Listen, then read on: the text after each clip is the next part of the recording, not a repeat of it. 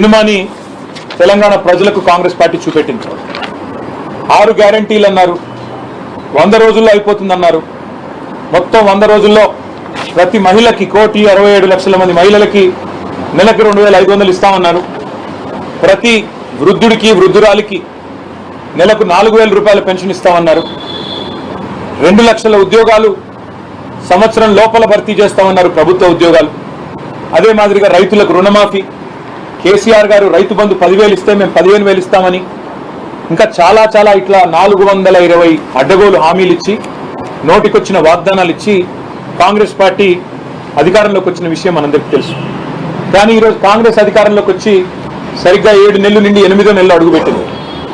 మరి 6 గ్యారంటీలు పోయినాయి, వాటికి మంగళం పాడారు. కానీ మా 6 ఎమ్మెల్యేలని 6 ఎమ్మెల్సీలు మాత్రం ఈ పార్టీ ఫిరాయింపు నిరోధక చట్టానికి తూట్లు పొడుస్తూ ఇవాళ వాళ్ళ పార్టీలో చేర్చుకున్నారు. రుణమాఫీ ఎక్కడో పోయింది, రైతు భరోసాకి అతి లేదు గతి లేదు. అందుకే ఇవాళ కాంగ్రెస్ పార్టీ చేస్తున్న దివాలాకోరు రాజకీయం ఏదైతే ఉందో పార్టీ ఫిరాయింపుల విషయంలో, దాన్ని జాతీయ స్థాయిలో ఎండగట్టడానికే ఢిల్లీకి వచ్చాం. వచ్చిన తర్వాత గత 3-4 రోజులుగా ఇక్కడ న్యాయ నిపుణులతో, రాజ్యాంగ నిపుణులతో మా పార్టీ ఎంపీలు, గౌరవనీయులు మాజీ మంత్రి హరీష్ రావు గారు, నేను అందరం కూడా 5-6 కూర్చుని వారితో చర్చించినాం. చర్చించిన తదుపరి మీకు కొన్ని విషయాలు కూడా నేను చెప్పాలి. వాళ్ళు ఎంత నిస్సిగ్గుగా, ఎంత నిర్లజ్జగా కాంగ్రెస్ ముందుకు పోతుందంటే, స్వయంగా ముఖ్యమంత్రి Revanth Reddy Telangana CM gets AICC nod to induct more BRS MLAs అంటే, ఇక్కడికి వచ్చి వాళ్ళ అధిష్టానం అనుమతి తీసుకొని మరిన్ని ఫిరాయింపుల్ని ప్రోత్సహించడానికి రేవంత్ రెడ్డి గారు ముందుకు పోతున్నారు. అందుకే ఢిల్లీ ఎందుకు వచ్చాము అంటే, పాత్రధారి హైదరాబాద్లో ఉన్నారు కానీ సూత్రధారులు ఇక్కడ ఉన్నారు, ఢిల్లీలో ఉన్నారు. అందుకే ఢిల్లీకి వచ్చినాం. విచిత్రం ఏమంటే, ఇదే కాంగ్రెస్ పార్టీ ఒకసారి కాదు, హిమాచల్ ప్రదేశ్లో వాళ్ళ 6 ఎమ్మెల్యేలు పార్టీ మారి బీజేపీకి రాజ్యసభ ఎన్నికల్లో ఓటేస్తే వారి మీద వేటేయండి అని సుప్రీంకోర్టును ఆశ్రయించింది ఇదే కాంగ్రెస్ పార్టీ. వారిని అనర్హులుగా ప్రకటించండి అని వెల్లుబెడుతున్నది ఇదే కాంగ్రెస్ పార్టీ.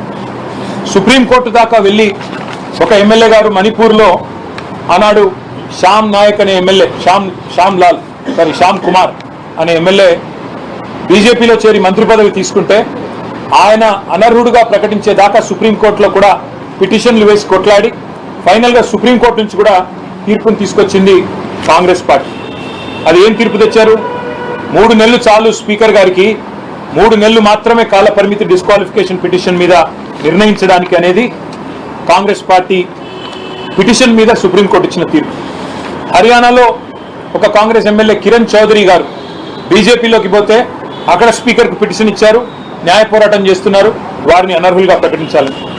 మహారాష్ట్రలో కాంగ్రెస్ ఎమ్మెల్యేల మీద బీజేపీ పడితే, అక్కడ ఏక్నాథ్ షిండే గారి శివసేన పడితే, అక్కడ ప్రదేశ్ కాంగ్రెస్ కమిటీ అధ్యక్షుడు బాలాసాహెబ్ తొరాట్ గారు అంటారు, సామధాన భేద దండోపాయాలు ప్రయోగించి ఈ రాష్ట్ర ప్రభుత్వం మా ఎమ్మెల్యేలను గుంజుకుంటుందని చెప్తారు. ఇక రాహుల్ గాంధీ గారు అయితే మరింత విడ్డూరం. ఆయన గోవాలో తమ కాంగ్రెస్ పార్టీ అభ్యర్థులతో శపథాలు చేయించారు. మీరు గెలిస్తే ఎమ్మెల్యేలు అవుతే మేము రేపు పార్టీ మారము అని శపథాలు కూడా చేయించినారు.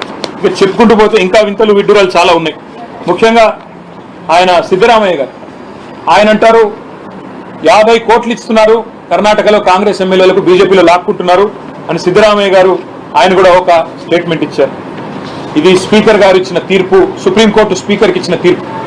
Speaker needs only 3 months to decide, అంతకంటే ఎక్కువైతే సుప్రీంకోర్టు తీర్పును ఉల్లంఘించినట్టు అవుతుంది.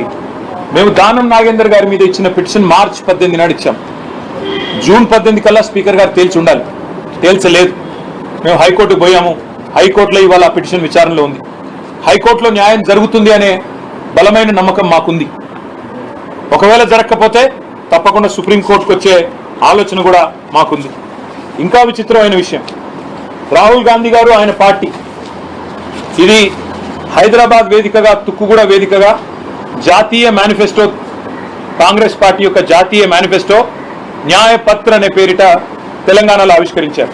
అందులో ఏం చెప్పినారు?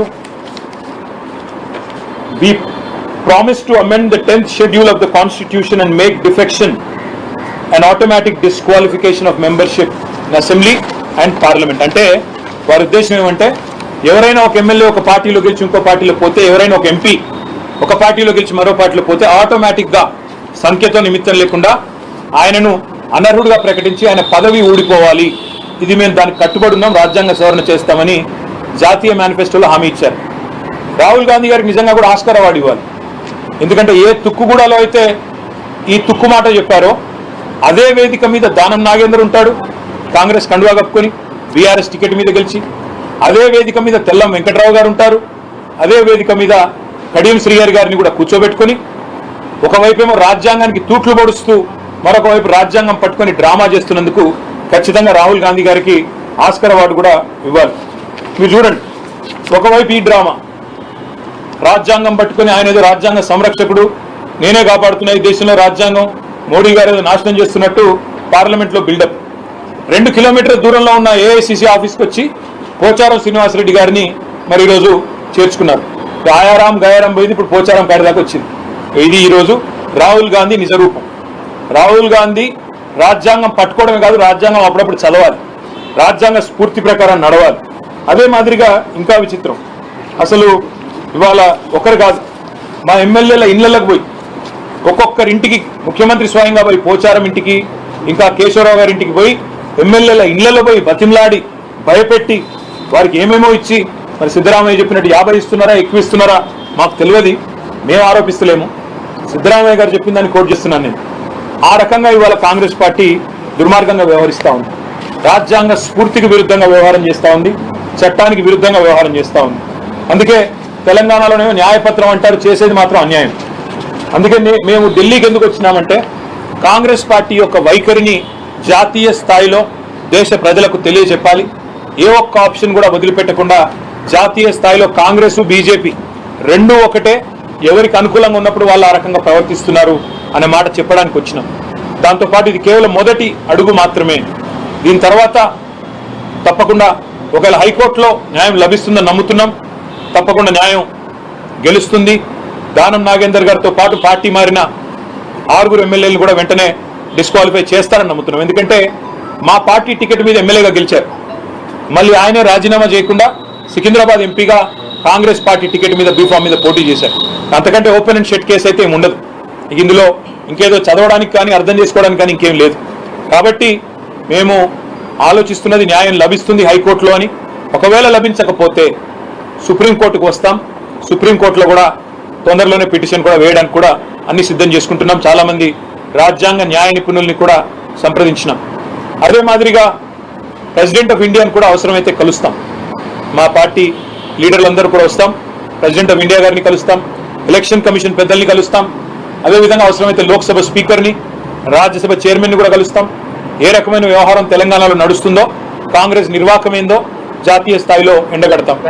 కాబోయే సెషన్ కూడా వస్తూ ఉంది 22 నుంచి 22వ తారీఖున సెషన్ ప్రారంభంగా అవుతా ఉంది. మాకు రాజ్యసభలో 4 సభ్యులు ఉన్నారు, రాజ్యసభలో కూడా ఈ అంశాన్ని లేవనెత్తుతాం. అంటే ఏ వేదిక మీద అయితే న్యాయం జరగాల్సి ఉంటుందో ఆ ఏ వేదికను కూడా వదిలిపెట్టకుండా తప్పకుండా కాంగ్రెస్ పార్టీ యొక్క దుర్మార్గాన్ని ఎండగడతాం. ఏ ఒక్క అంశాన్ని కూడా వదులుకోం. ప్రైమ్ మినిస్టర్ అని మీరు అన్నారు, ప్రైమ్ మినిస్టర్ని కలవాలన్న ఆలోచన అయితే లేదు. ఎందుకంటే కలిసినా ఏదైనా అభివృద్ధి గురించి కలుస్తాం తప్ప ఈ విషయంలో వారు చేయగలిగేదే ఉండదు. కాబట్టి ఎలక్షన్ కమిషన్ కానీ ప్రెసిడెంట్ కానీ కస్టోడియన్స్ ఆఫ్ కాన్స్టిట్యూషన్ ఎవరైతే ఉన్నారో వారిని కలుస్తాము.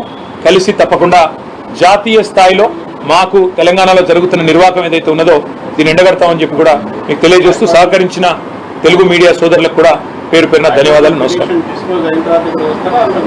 హైకోర్టులోనేమో దానం నాగేందర్ గారి పిటిషన్ పెండింగ్ ఉందండి, కానీ ఇంకా వేరే ఎమ్మెల్యేలు కూడా ఈ మధ్యలో మారిన వాళ్ళు ఉన్నారు. కావాలంటే మనం నేరుగా వచ్చే అవకాశం కూడా ఉంది. అది పరిశీలించి రాబోయే 4-5 రోజుల్లో నిర్ణయించారు. గతంలో సబితా ఇంద్రెడ్డికి తలసాని శ్రీనివాస్ యాదవ్ వీళ్ళందరూ కూడా పదవులు ఇచ్చారు కదా, వాళ్ళు వేరే పార్టీకి గెలిచి వచ్చిన వాళ్ళే కదా. అయితే టైం కూడా ఉంది కదా, 3 నెలలు అంటే ఈ లోపు ఎమ్మెల్యేలు 1/3 జాయిన్ అయితే. అయితే ఒక మాట ఏమంటే చాలా మంది మిత్రులు మాట్లాడుతున్నారు ఏమని, గతంలో టీఆర్ఎస్ చేర్చుకుంది కదా కాంగ్రెస్ వాళ్ళని, టీడీపీ వాళ్ళని అని మాట్లాడుతున్నారు. ఎస్, కాంగ్రెస్ పార్టీలో 18 మంది సభ్యులు ఉన్నప్పుడు 12 మంది రాజ్యాంగబద్ధంగా 3/2 వంతులు అనేది విలీనం.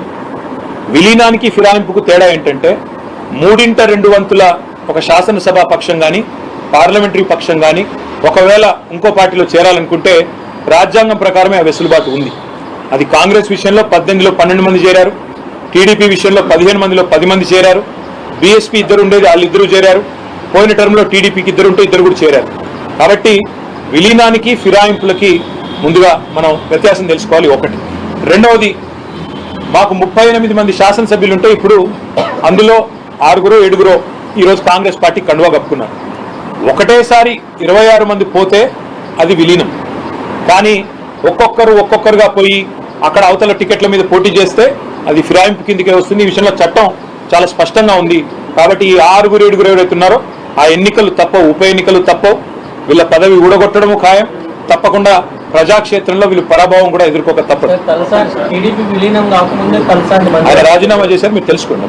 రాజీనామా యాక్సెప్టెన్స్ కాలేదు సార్. ఇప్పుడు నేనేమంటున్నా అంటే మీరు ఒకసారి గతంలోకి వెళ్ళి 8 ఏళ్ల కిందట ఏమైనా చూడదలుచుకుంటే చూసుకోండి.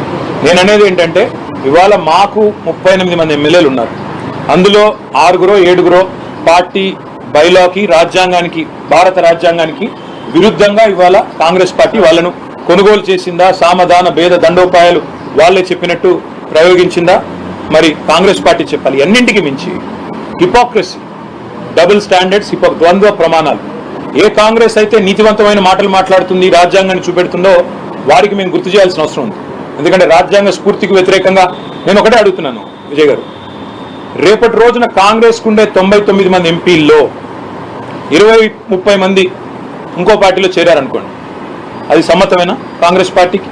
కాబట్టి కాంగ్రెస్ ఆలోచించుకోవాలి. ఇవాళ వాళ్ళు చేస్తున్నది రేపు మళ్ళీ వాళ్ళకి తిరిగి చుట్టుకునే ప్రమాదం ఉంది. ఇంకొక మాట కూడా నేను గుర్తు చేస్తా ఉన్నా, మీకు చాలా మంది మిత్రులు చాలా పరిమితమైన అవగాహన, పరిమితమైన చరిత్ర అదే మాట్లాడుతున్నారు. అసలు ఈ తెలంగాణలో ఈ ఫిరాయింపుల పర్వానికి శ్రీకారం చుట్టింది ఎవరండి? 2004లో రాజశేఖర రెడ్డి గారు కాదా? 2004లో టీఆర్ఎస్కి 26 మంది ఎమ్మెల్యేలు పొత్తులో గెలిస్తే 10 మంది ఎమ్మెల్యేలు తీసుకొని పోయింది ఎవరు? మొదలు పెట్టింది కాంగ్రెస్. ఆ రోజు తీసుకున్నది వాళ్ళు 10 మందిని. నేనేమంటున్నా అంటే చరిత్ర అంటూ తవ్వుకుంటూ పోతే కాంగ్రెస్ చేసిన ఘాతకాలు ఎవరు చేయలేదు.